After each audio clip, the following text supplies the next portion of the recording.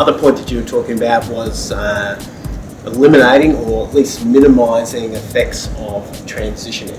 We talk about seasonal transitions, progressing from level to level, and your analysis showed they were significant dropout points. Right. It was a study on private education, and they found that they were dropping from K, first grade, significant drops, leaving their private education and going to a public center school, and then again at 5th to 6th, and then at 8th, which those are all the transition years in education.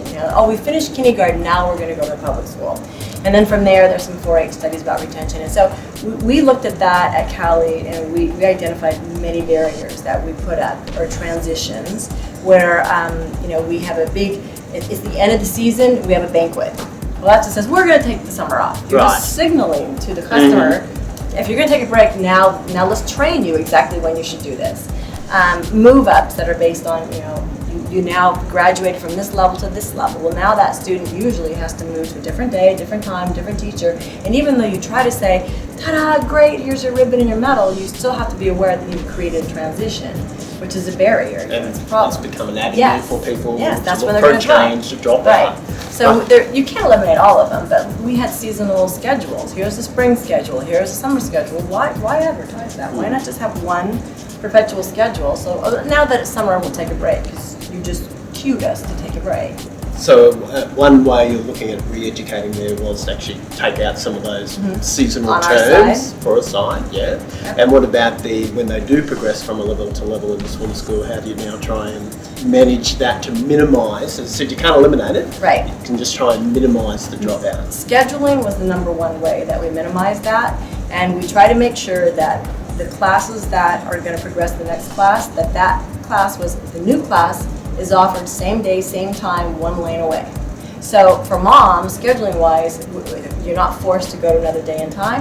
And then for the child, at least I've seen that teacher every day right there on that main line. So that was one effort that helped to create a little bit of a scheduling, trying to marry those classes together. But even if you can get it done 75% of the time, the logistical, physical minimizing of that transition is good. That has worked. So in the eyes of the parent and the child, but particularly the parent at that stage, the changes were really minimal. Right. Yeah. They didn't have that to think through. Right. Fantastic. One other thing you did, which I loved as well, some internal research on not why people were dropping out, but why people were staying. That was an aha moment. Yeah. That was an aha moment. And an analogy that I give is, let's say you're putting out a personal ad and you were trying to find a new boyfriend or girlfriend. You would not put an ad that said, I want to find somebody or looking for love who, doesn't play the saxophone, doesn't like Chinese. But you wouldn't put out all the things you don't want. You'd put out an ad listing all the things that you do want. And so we were constantly studying the people that left us, that didn't like us, and why did you leave, and why didn't this work?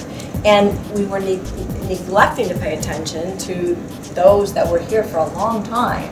And so instead of focusing on what we can fix, we thought we also needed to really focus on what we were doing right and do more of that. Right. And so that was what that effort was about. And we learned things, who the teacher is and how strong the teacher is by far the number one thing by far. Scheduling and ease comes in.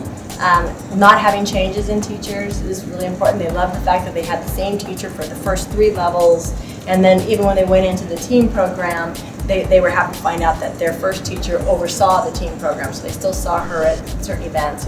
So having a lot of strong teacher relationships is by far the number one reason that they're staying with us. That's our success. I love to hear that, because one of the things from the US swim schools and with Swim Australia we see over the years, the swim schools have got that much better at their marketing and how they present and all sorts of things, but it'd be a shame to get away from the real core of how good are your teachers and your teaching. Right.